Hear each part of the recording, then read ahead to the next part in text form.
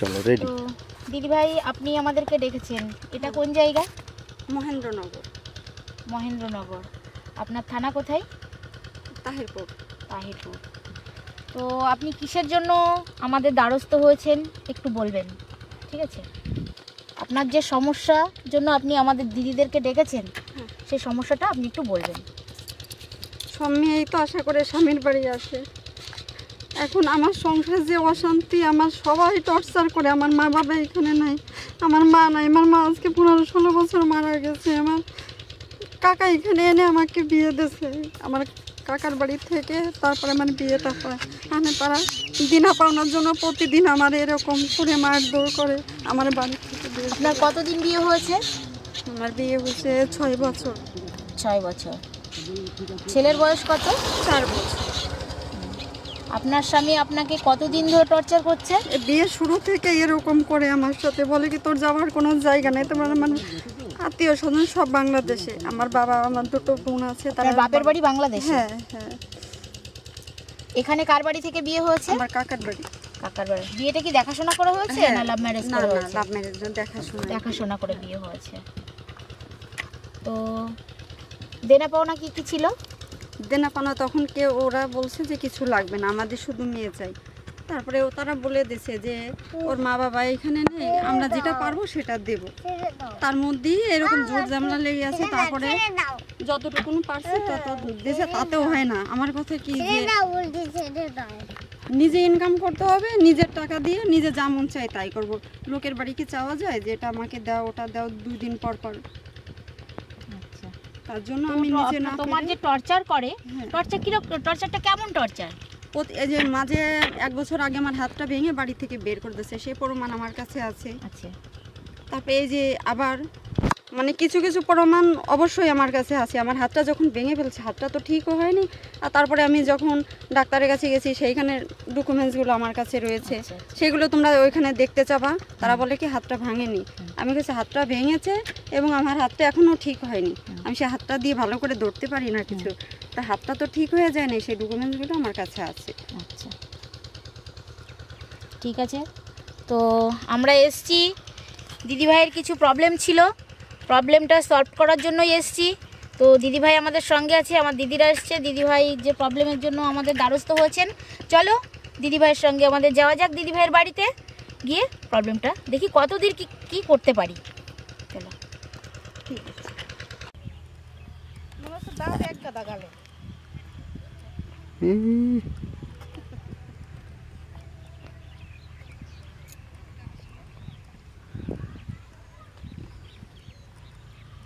আসছে, দেখা যাচ্ছে মাঠের থেকে নিয়ে আসছে শাহরুখ খান।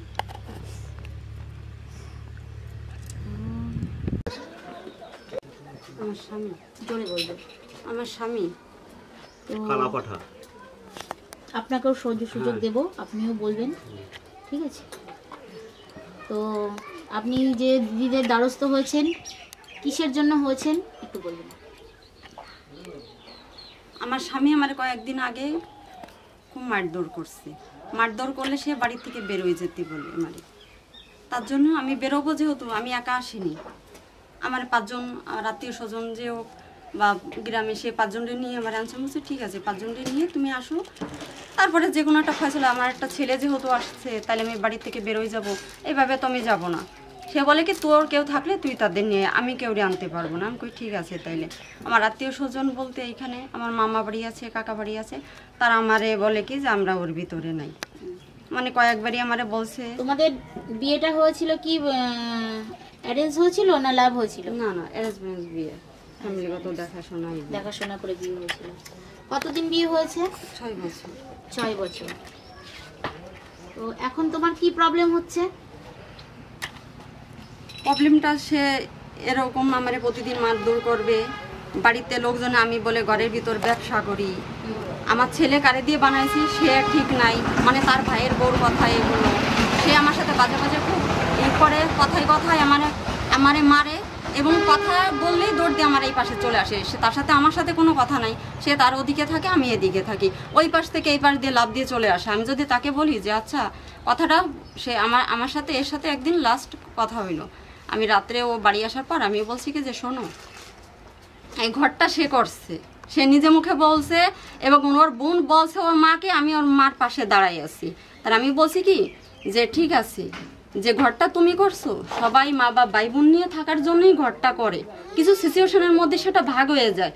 তোমার ভাইয়ের বউ প্রতিটা সময় এরকম করবে, দিদি এইরকম তোমরা তো কত জায়গায় ঘুরে বেড়াও, তোমরাও থাকো, ননদ আছে, শাশুড়ি আছে, সবাই নিয়ে তোমরাও থাকো, এইরকম কোন বাড়ির পরিবেশ আছে? আমার চোখ ছাড়া সে কথা বলে না।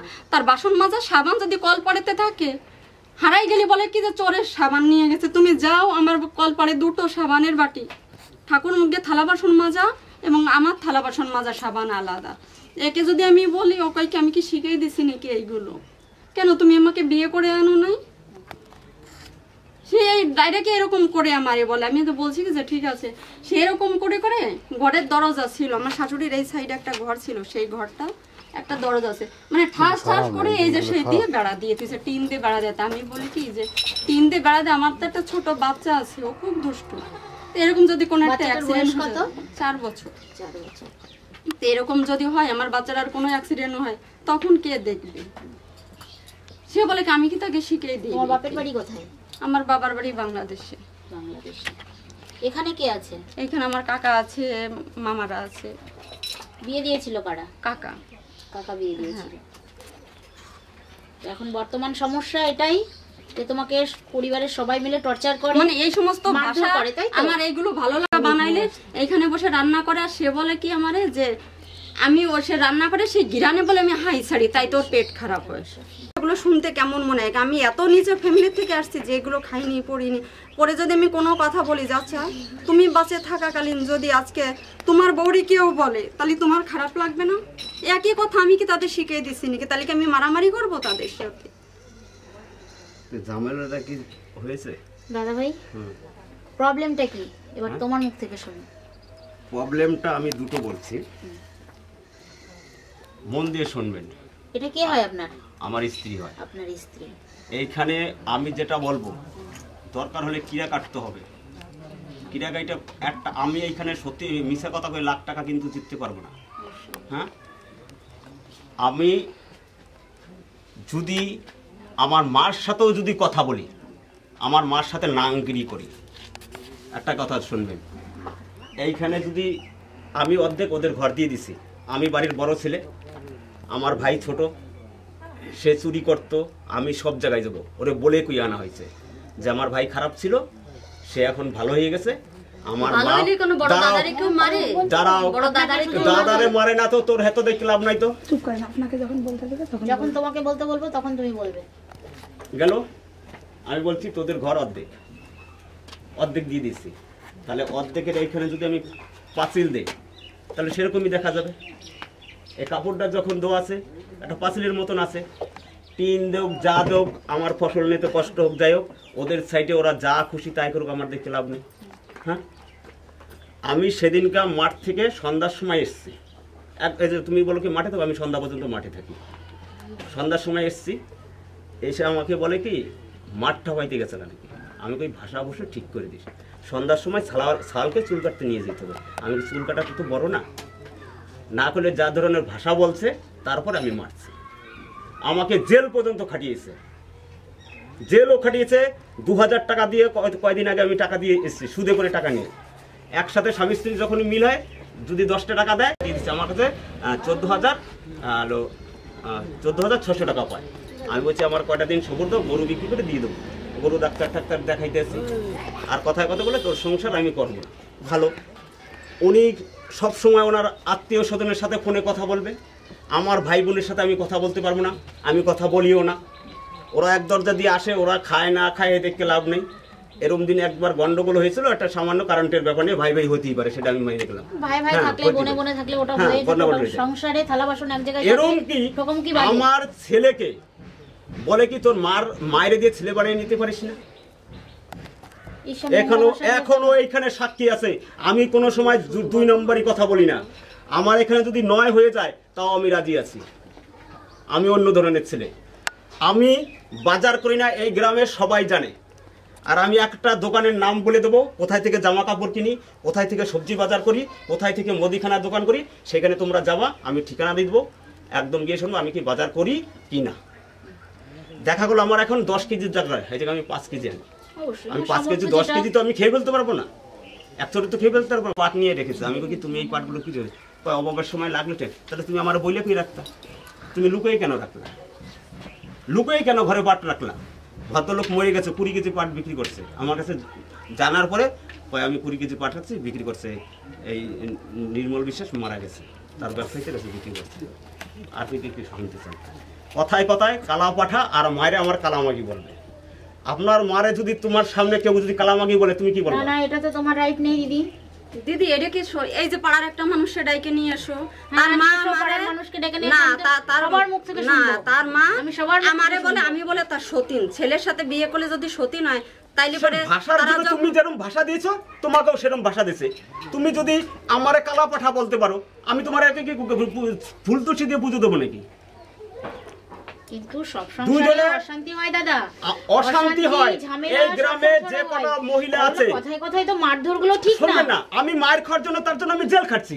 ও যদি আমাকে কালা পাঠা এই যে বলে আপনি অমক হাত বলে ভেঙে দেয়, দিয়েছেন হ্যাঁ, একবার, হ্যাঁ, আমি তার জন্য আবার এই যে মেয়েকে হ্যাঁ, দাগ করে আমি দিয়েছেন, জেল এগুলো খাচ্ছি। তো ঠিক না। আজকে ধরো সংসার আপনাদের দাদা, সংসার এই তো সংসার। আচ্ছা, আপনাদের যখন আজকে নিয়ে এসছে আমাকে, যখন স্বামী স্ত্রী গন্ডগোল, আমি ধান কাটতে গেছি, আমার একটা ভাষা দিছে, ভাষা দিলে ই করতে করতে আমার হাত ওর হাত লাগিয়ে দেওয়ালে ভেঙে গেছে না কিছু, তখন আমি জানি না। নিমতলা আবার ওনার বাপের বাড়ি চলে গেছে। তার কিছুদিন পরে আমার কয়েকজন বলছে তোর বউর হাত ভেঙে দিছিস। আমি কেউ হাত ভেঙে গেলে কি কিছু করার নেই। আমি এরকম বাপুজি নগর সারাদিন সন্ধ্যার সময় কাজ টাজ করে 9:30 বাজে বাতকুলা থেকে ফুলের ওষুধ নিয়ে এসে, পেজের ওষুধ নিয়ে এসে বইছি কেমন মোড়ে 4 দোকানে। পুলিশ এসে আমার ঘিরে ধরছে, তুমি শ্বশুরবাড়ির টাকা দিয়ে মদ খাও, জুয়া খেলো, মাগিবাজি করো, এইসব দিয়ে আমার কেসে ফাঁসাইছে। আমি কইছি তাহলে আমার কত টাকা আমার বাজার করার দিয়ে আমার শ্বশুরবাড়ি দেশে, সেটা আমি শুনতে চাই। হ্যাঁ, তারপরে যোগাযোগ নেই। আমি 7 দিন জেল খেটে 35,000 টাকা দিয়ে ছুটে এসেছি। আমার ধরো চাষ করি, পয়সা আছে। আমার ভাই বোনরা, শুধু আমার একটা বোন গেছে, একটা দিদি গেছে একদিন আমার সাথে দেখা করতে। আর মিলন শিকদার আছে বাপুজি নগরে, সিপিএম এর তার বাবা রে বলছি যেখানে হোক টাকা দিয়ে আমাকে ছুটে নিয়ে আসবা, আমি সুদে পারি যাতে পারি আইনে তোমার টাকা দিয়ে দেবো। তারপরে কিছুদিন মাসখানিক এরম আমি একা একা তো অনেক নাং আছে রাইন্দে দেবে, তাহলে আমার মা আমার নাং হয়ে গেল এগুলো ঠিক না। গেল। তারপরে মায় বললো কি কালী পুজো এখানে হয়, ছেলেটার একটু নিয়ে। আমি কি মা আমি ছেলে আনতে যাইতে পারবো না। মায় বারবার কয়, আরও গ্রামের বাসী দিয়ে দিয়ে বলে কি যা ছেলেটারে নিয়ে। আমি ছেলেটারে যদি নিয়ে আসি তাহলে ও বাড়ি আসবে। তাহলে ওর কাকার বাড়ি থেকে আমার একটা জেল খাটালি, তুই সরাসরি এসে আমার বাড়িতে উঠে গেলি। হ্যাঁ, তাহলে আজকে আপনাদের নিয়ে এসে সরাসরি, তাহলে আজকে তো কিছু টাকা খরচা হয়েছে, কিছু টাকা খরচা হয়েছে আমার জানা আছে। তাহলে সেদিনকে আমার 35,000 গেল। তুই জোর জবরদস্ত বাড়িতে আসলে, আমি যদি বলতাম যে আমারে কিডন্যাপ করবার জন্য লোকজন নিয়ে এসেছিস রাত্রে উপর করে, তখন কি হইতো? তখন কি হইতো? আমি দুর্গাপূজার সময় পাঞ্জাবি দিয়েছিল আমার ছেলেকে। আমি কই আজকে অষ্টমী পূজার দিন তো, ওই পাঞ্জাবিটা পরালে ভালো দেখা যায় বাচ্চারে। কয় তোর বোন দেশে হেয়ে পড়াইতে হবে নাকি? কেন? তার পিসি, তার ন্যায্য ওই অধিকার দুই আছে। চার- ওই দুই চার কথা, ন্যায্য ওই অধিকার দুই আছে চার তার। কথা কইতে কইতে আমার পাশের বাড়ি কাকি আছে, কাকির সামনে বলে কি তোর ছেলে তোর মারে দিয়ে বানাই নিতে আসবে। ছেলে তুই আমার বাড়ির থেকে বেরো, আমার এরকম করে তো আমি তো হাতটা সেটাই ভেঙে বলছি। এইখান থেকে ঘরের বাইরে। হ্যাঁ, আমি তো বলছি তো আমার বাইরে ছেলেটা বেরো। পুরো উলঙ্গা, পুরো উলঙ্গা। তারপরে আরেকটা বলি, লকডাউনের ছেলে সময় বানাই নিতে হবে, ঝামেলা তাহলে আমার করতে কষ্ট গিয়ে হয় নাই? ছেলে তালা আমার এখানে কাইটে গেছে। কাইটে গেলে গ্রামবাসী 5 জন আইছিল ঝামেলা মিটার জন্য। আমার মার পাও ধরে অন্যায় স্বীকার চেতে পারবে না, আমি মরে যাব তাও পাও ছব না। বাংলাদেশ থেকে ওর কোনো ডকুমেন্ট কিচ্ছু নাই, রেশন